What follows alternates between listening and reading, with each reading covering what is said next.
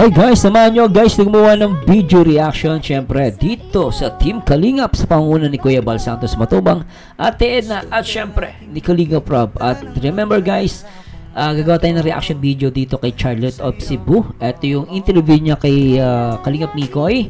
At syempre shoutout muna natin lahat ng mga nagmamahal sa Kalingap mula Luzon, Visayas at Mindanao, syempre sa buong Mega Metro Manila. Syempre shoutout din po sa lahat ng mga salamat din, shoutout po sa lahat ng mga kapwa OFW natin sa iba't ibang dako ng mundo. At syempre shoutout po natin ang buong Team Milk Tea International. At syempre ang Team USA and Friends, shoutout po. At syempre sa lahat din ng mga Team Chris Nurses of Germany at marami pang iba. Hindi ko kayo maisa-isa guys, sobrang dami. And thanks so much guys. At siguro simulan natin to guys. At maganda ma-react din po natin to itong interview niya kay Kalingap Mikoy, no, ni Charlotte of Cebu. Tara, let's pag-spray natin. Ni Papa Job sa Naga. Yeah, sa Naga. Hindi pa ako nagbablog nun, di ba? Oo nga. Tapos ang may channel lang, gumawa lang ang yung channel. buhok mo, hindi ko makakalimutan yung buhok mo. Bakit? Kasi yun yung Long hair. yun yung rason kung bakit parang nakita kita. Oh. Nakita catchy. Catchy, no? Diba, no? Mabuti ba si Charlotte of Cebu, ang impression niya talaga catchy. Kumbaga, pogi talaga si Kalingap Mikoy. Yung iba, pag nakita si Mikoy, galit na galit, mayabang daw. Buti ka ba Charlotte of Cebu, no? Ganyan yung comment mo, catchy, para sa'yo si Kalingap Mikoy. Yung kulay ng buhok mo ay talagang makukuha yung attention mo. Diba? Ang daming asar kay Miko eh. Ang daming naiingit eh. Talaga yung rason guys, when we were in Naga, malayo talaga siya sa akin. Tapos, yung buhok niya lang talaga, parang kumikis na. Diba? Ayun, kinikilig si mama no. Habang kinakwenta niyo, kinikilig-kilig siya. Kaya sabi ko, look! Mas ano siya dati, nung nakita mo na yung hair ko, medyo nag-fade na yung color niya. Silver siya dati. Oh, but I do so, may kulay pala yung buhok ni Miko. Hindi ko pa nakakita. Nakita ko pala sa Facebook, naka-post. Pero yung video, hindi pa. Mas closer siya sa white. So, yun. Tapos tahimik ka pa nun. Okay, pag ano, syempre nakikiramdam ako and di ko ang mga kilala ko lang doon sila Bosti, sila Jom, sila Carl. So, hindi medyo nahihiya pa ako. Pero actually sa tropahan namin, isa ako sa maingay. Wow, I sa see. Isa siya sa maingay. Alam niyan ng mga nakasubscribe sa channel ko. Oo nga. Nakita ko nga yung changes. Kasi nga, before, dahil nga first met, hindi pa ganong nag-uusap, nagkukwentuhan, pero nahiya din ako that time. Pakapalan na ng mooks. Ganun talaga. So nasa harap niya lang ako. Nakaupo ka lang doon, di ba? Nasa gilid. Tapos, wait lang, paano ba tayo nag-meet before? doon lang. Yun lang yun. Pinakilala ka ni Boss. Yeah. Kasi nasa harap siya. Ongoing yung program. Chikahan lang tayo, no? Kung bakit ko siya nakilala, ganon. Anong rason, charot lang. So, nasa harap siya, during sa program, nasa harap ko siya, nakaupo lang. Hindi kaya ta nagsiselfone no, nakikinig ka na, seryoso ka nakikinig. Yes, kasi tapos, kasi yung time na yun, bawat nagsasalita, nakikinig talaga ako. Tsaka lalo-lalo na dun sa part na nagsasalita yung family, napapasalamat. So gusto talagang sobrang feel mo yung program, mga pangyayari that time. Ako din naman, feel ko yung nasa harap mo ko. Grabe kilig doon Kaya sabi ko, hindi pwedeng aalis ako sa Naga nang di ko ito makikilala ang tao. Kaya talaga, pa-hokage-move tayo guys. Galaw-galaw din, charot lang. Di ba? Napaka-hokage move si Ma'am Charlotte kay Mikoy. Pogi naman kasi guys. Di ba? Hindi mayabang ha. Pogi. Bait si Mikoy. Ayun. Nung nalaman ko na kaibigan ka ni Dan, nakisuyo na ako kang Dan. Pinipilit ko siya. Sabi niya, kaya mo yan, ikaw na. Kung sige na Dan, tulungan mo naman ako. Tapos nung kainan na, sabi niya, oh, ikaw magbigay ng plato sa kanya. Loko talaga. Nakalimutan ko na eh. Di ba? Ganun talaga pag mga first met, naaalala natin yan. Ayun lang, hanggang dun lang. Kasi nga, iba yung mundong ginagalawan natin. Yeah. So, I'm glad no na yung mundo namin ngayon ay nagtagpo ulit. Yo. Pareho na tayong vlogger. Congratulations. Congratulations, no? Palagi ko talagang sinasabi sa iyo before na I am rooting for your success and finally Yeah. I can say it to you personally na I am indeed rooting for your success and I'm pretty sure malayo yung mararating mo. At nangyari na nga, Mama Charlotte. Talagang totoo yung sinabi mo, malayo marating ni Mikoy. Di ba, guys? Galing talaga, guys. Nako po. Tutuwa din ako sa narating ni Kalingap Mikoy. Totoo lang. Just stay who you are and keep Yes. believing and also keep enhancing your skills. Yeah, true. That's true. Yes. Di ba?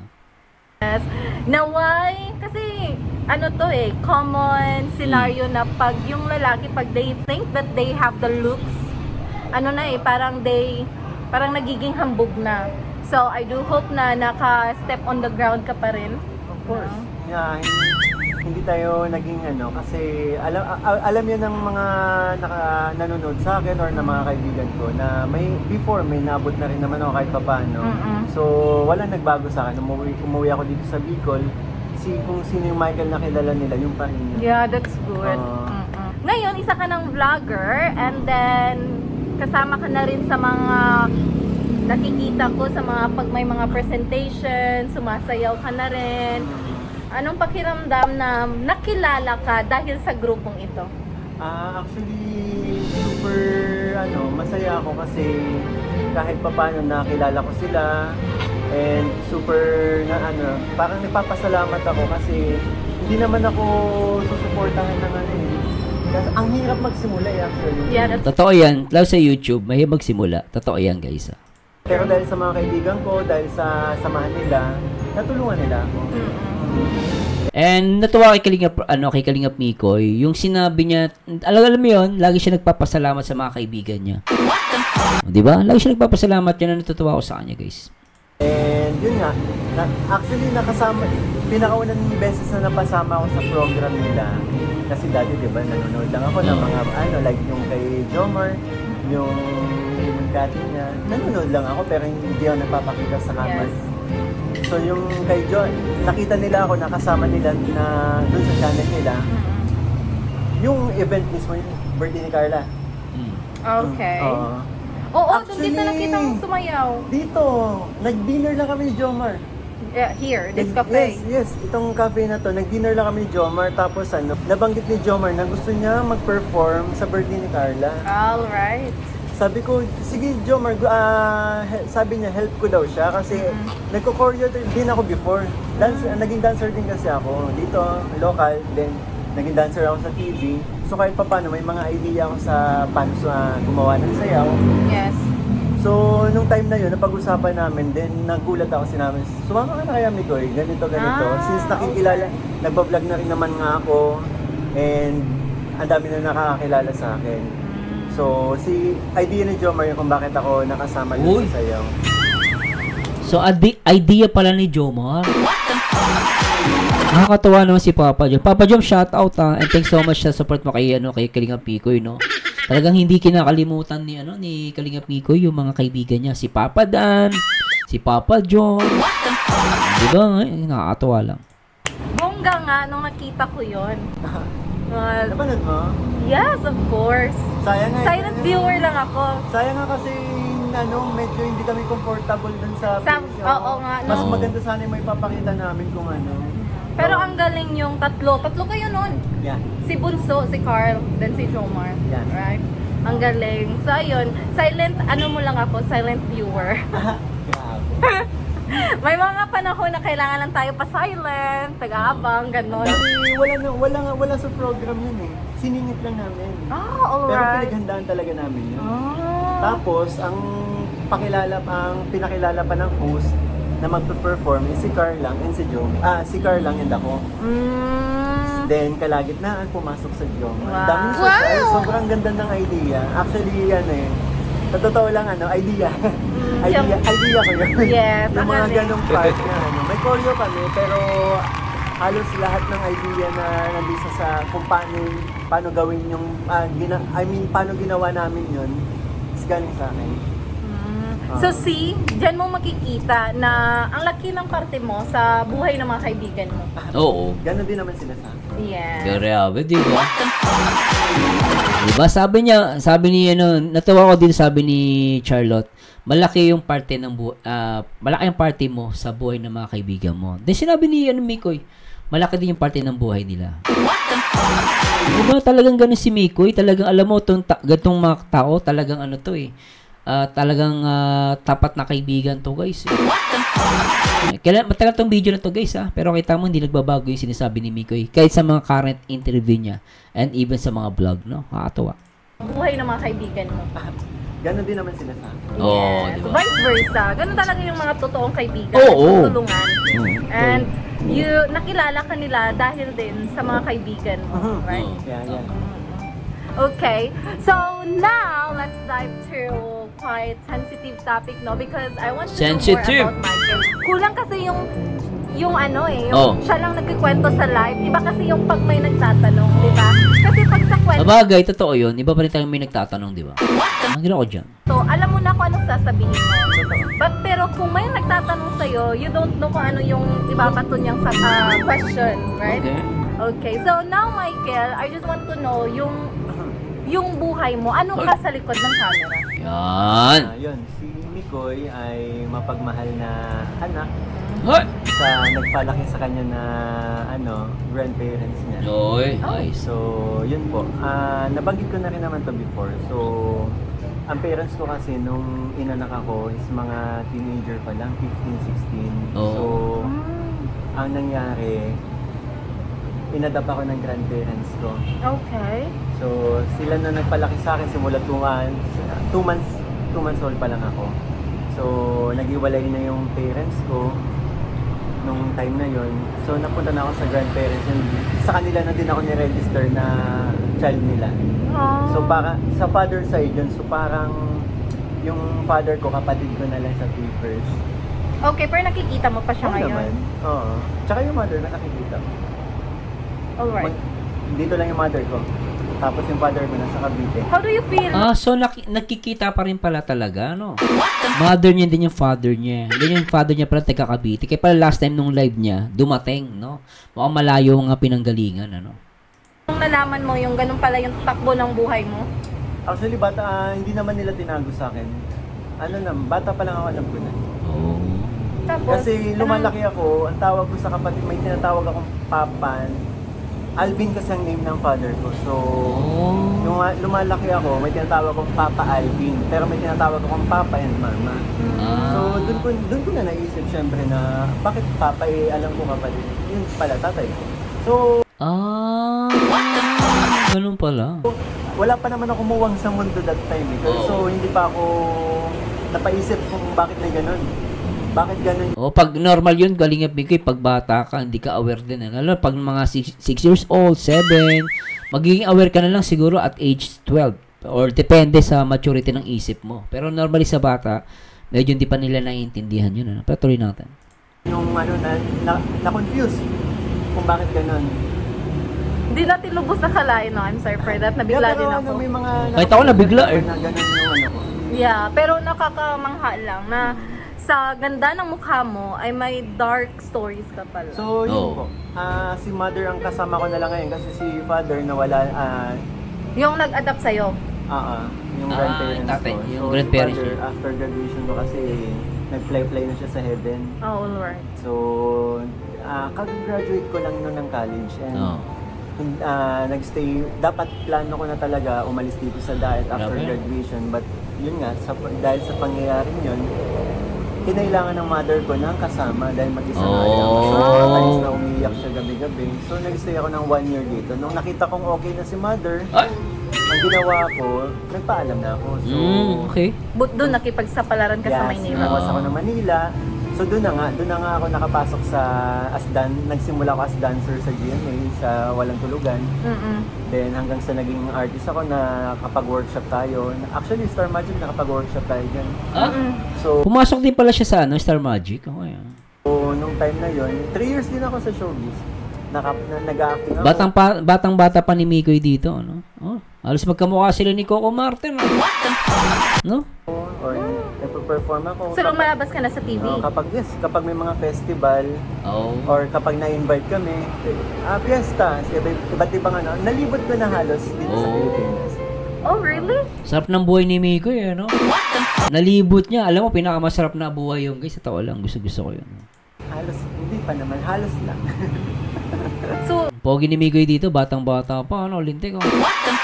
Bata. hindi ko alam, artista pala itong in-interview natin. Hindi naman, ano lang, performer. Yun na lang, siguro, performer. Napaka-humble ni Mikoy, ano?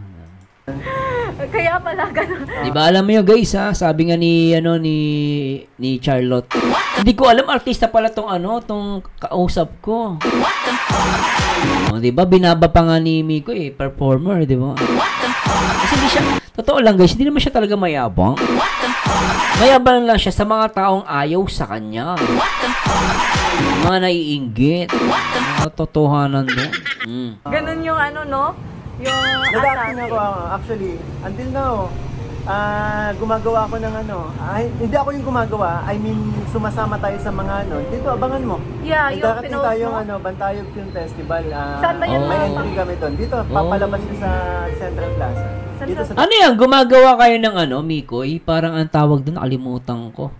Ano ba tawag dyan, guys? Yung parang filmmaking yun, nakalimutan ko sa dulo ng dila. Ano ba yun? So, isa ka sa mga aktor nun? Screening niya sa April, yes. Okay, just let me know. Uma-acting pa rin talaga si Mikoy, ano? Super challenging sa akin yung role ko doon, kaya abangan mo yun. Nakalimutan ko yung tawag sa mga ganyang pelikula eh. Diyan din nagsimula si Coco Martin eh. Nasa dulo ng dila ko. Diyan din nagsimula si Coco Martin. Si Coco Martin diyan din sumikat.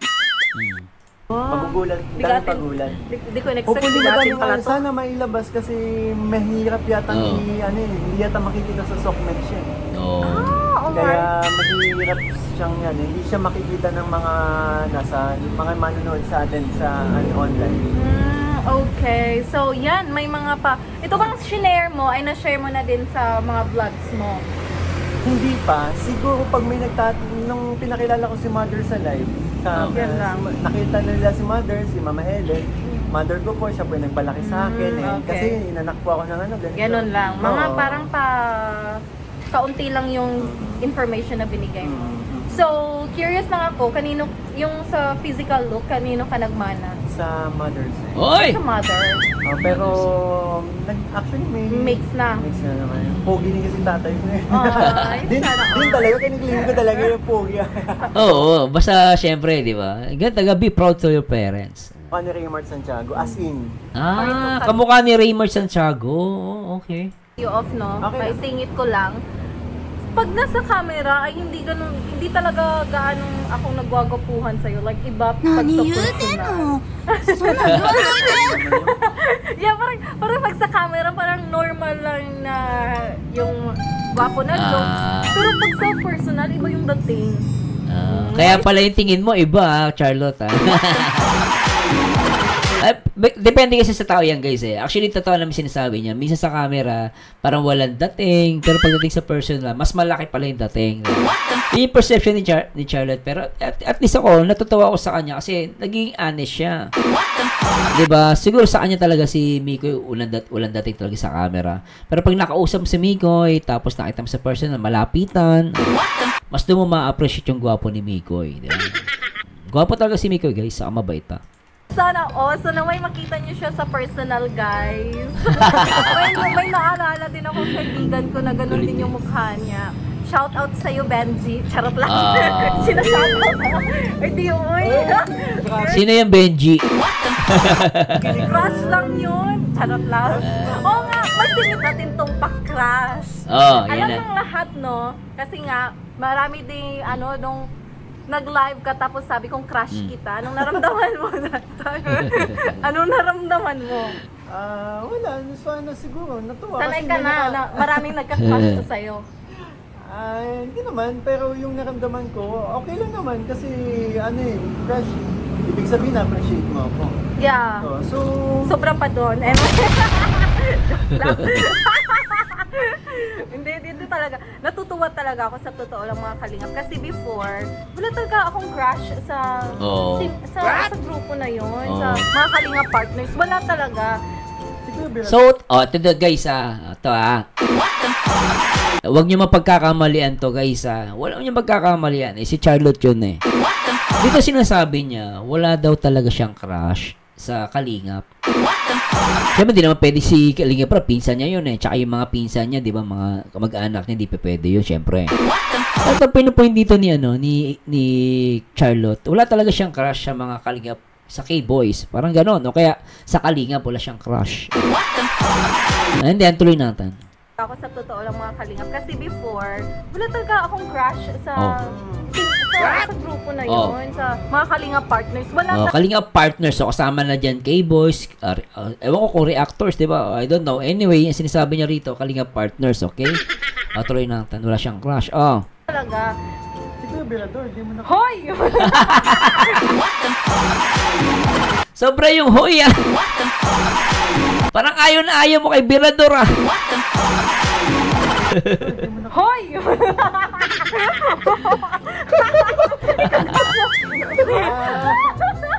Huli Magbuwela ako pag pinanood ko ito nawala yun. So, ayun talaga yung totoo. Wala talaga akong crush sa kalingap partners. Kalingap Talks. Pero crush lang naman mga kalingap. Wala akong balak na sirain yung buhay ni Michael. Ang kita sinabi mo, isa ulit natin. Wala akong balak na sirain yung buhay ni Michael. Di ba? Ibig sabihin, guys, walang crush si Charlotte sa Kalingap partner, sabi niya. Kasi sinabi niya, wala siyang plano na sirain daw yung buhay ni Mikoy. Ibig sabihin, crush niya si Mikoy. Isa pa. Wala akong balak na sirain yung buhay ni Michael. Di ba? Ibig sabihin, crush niya si Mikoy. Ulit natin. Pero crush lang naman mga kalingap. Di ba? Inamin niya may crush siya kay Mikoy. Saka wala naman problema sa crush. Crush lang naman yun Kumbaga, humahanga ka, di ba? So, ito guys, hindi sa pagayabang, Sinabi ni Charlotte, wala siya naging crush sa Kalingap. Pero talagang inamin niya dito, si Mikoy talaga naging crush niya. Intindi, Wala akong balak na sirain yung buhay ni Michael. Totoo, kasi pag kilig na kilig si Charlotte, yung nalilink sa akin ay nasisira yung buhay nila. Ganun yun? Issue. Ganun? Interview lang walang Friend kami ni Charlotte. Yeah. So, Michael, anong nilulook forward mo sa buhay mo ngayon at your age? Hoy! So yun nga. Gusto ko i-pursue yung pag-vlog? Gusto kong maging katulad ng mga kaibigan ko kasi yun nga, wala naman akong plan before. Imagine 1 year na kami magkakasama bago ko naisipan. Ni Dan at saka ni Jomar? 1 year na kami magkakakilala bago ko naisipan na maging katulad nila. So hindi ko pa makita yung sarili ko na mag-vlog ganito. Okay. Mahaba na yung 1 taon, bakit? Masaya na ako. Nakikita ko sila. Support lang ako sa kanila. Pero ready ko pa talaga yung sarili ko para dito So, ayan. Ngayon, kasi alam naman natin, once you're a vlogger, hindi lahat ng taong nanonood sa'yo ay gusto ka. Yes, totoo yan. Kahit gaano pa kaganda yung ipapakita mo. May Ganda na sinabi ni Chart. Real talk yan ilan talaga yung maghahanap ng butas. Totoo yan. So, how do you handle your bashers? Wala. Dead ma. Ano lang. Tama. Sige lang. Sabi ko nga nag-live ako kagabi, I think. Kagabi. Nag-live ako kagabi. Sabi ko, buhay nila yan. Meron sila freedom of speech. Mag-comment sila kung hindi nila ako gusto. Sige, sabi nila. Pero hindi tayo maapektuhan dyan. Hindi pong taong patol sa mga tawanan ko lang yung mga ganun. Kasi alam ko naman yung totoo. At alam ko din yung hindi totoo. Diba? Tama yun, Mikoy. Tsaka, tama yung sinabi mo, may freedom of speech tayo. Totoo yung sinabi mo, according sa batas, lahat tayo bilang Pilipino, may freedom of speech tayo kasi nasa democratic country tayo. Pero, ang sino man, walang karapatan na mamersonal at manira ng pagkatao mo. Kaya minsan, totoo kay Mikoy, sinasagot niya no? Sinasagot niya hindi para kung anong paman, no? Sinasagot niya yon para depensahan niya ang sarili niya at hindi masama depensahan ang sarili mo. Nasa batas din po yan. Kapag winawalang yan ka, ginagawa ka ng fake news, sometimes you need to answer that accusation. Diba? Hindi naman pwede. O sabi ng iba, may karapatan ako. Freedom of speech, oo. Freedom of speech, pero wala kang karapatang manira, tanga. Gagawa-gawa ka ng invento. Diba sasabihin ng iba, pinapartner daw, tulad ng mga diba sa ngayong current na issue, pinapartner daw sa mga maedad. Alam nyo guys, kayo at tawag dito guys, nakikriticize kayo ng maedad. Lahat ba ng maedad masamang tao? Porkit sa matanda na tinandem o nilove team, masamang tao na agad, mga tanga. Meron nga dyan, bata nga, kasi edad nga. Sabi kasi edad, sa tingin mo ba okay din yun? Wala naman sa edad po yan Masyado nyong sinishame, no? Tawag dito, age shame. Sinishame yung edad ng tao. Masyado kayong judgmental, porket may edad na, masama na tao agad. Meron nga, bata pa nakakabuntis na Itong mga to, kasi sabi mo nasa 30 na yan, pataas. Masasabi ko lang, mga matured yan. Mga matitinong tao. Hindi nyo katulad mga judgmental, mga tanga. Lalo si Makagago, porket sinabi lang na may sa edad. Masama na impresyon nila. Hindi po maling yun maling mentality ng Pinoy yun Diba? Basta nyo sasabihin na i-judge nyo yung tao dahil sa edad, lintek yan Saktan ka lang kung ang nang babash sa'yo ay mas gwapo pa sa'yo. Oo. Tsaka mababait naman di ba? Mga bisit May haka-haka. Kung ikaw ay magkakaroon ng love team sa Kalingap na ito, ito, wala pang mikris to. Maganda tong mapakinggan. Are you willing for it? Yung pala, clarify ko lang po hindi tayo official K-Boys, bali na invite lang tayo mapasama sa mga So let's pray na naway maging official na, no? I hope someday ganun. And may mga kasi kagwapo mo si Kalingap Rob. Ay grabe, ibang level lang Kalingap. Pogi-pogi. Pogi-pogi at mapakabait nung guys. Totoo lang. Kalingap Rob, bait no. Pogi ka naman. What? Yeah, sabi ko nga, ka-level. Kung makikita nyo lang siya sa personal, diba? maniwala. Agree ako dyan, Kalingap, Charlotte. Hindi lang sa inaano natin, guys, no? Talagang yung mukha kasi ni Kalingap Rob, level artista. Sabi natin, level artista. Mukha ni Mikoy, level artista. Ganon yung mga level nila, artistahin talaga. In fairness kay Kalingap Rob, kay Mikoy, talagang mga artistahin yan, guys, promise. Kung makita sa personal, naku po, mababait pa, tapos mabait, pogi talaga. Lalo yung balat ni Kalingap Rob. Ang ganda ng balat ni Kalingap Rob, totoo lang, sa personal. Po kayo sa akin kasi hindi po ako basta-basta nag-appreciate ng looks ng isang lalaki. I never do that. Pero, totoo ba? Yeah. I will take half. Gapo ka.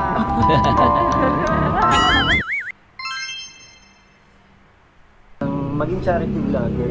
Okay. So yung focus ko talaga dapat. Yun lang yung target goals mo. Kasi hindi ko makita magiging part ako ng K-Boys o diba? ng Kalab Team. Nabanggit ko sa live kong yun or sa isang live kong yun na kung sakaling bigyan ng chance or ng opportunity na kagaya nito, yes. Syempre gagrab. Yeah. May mga papasok na opportunity. Do not say no for yeah. that. Kasi True, it will true. really help you to True. grow. That's true. Bukod doon kasi, kung sakaling man, syempre sa beneficiary ako ilalap. Yes, Makakatulong. That's right! Oo, diba? Siguro magiging proud pa ako sa sarili ko kung isa ako sa magiging reason Totoo. kung bakit. Tama. Kung isa ako sa magiging reason kung bakit like dumami sponsors Oo. or madami Diba? suporta, diba?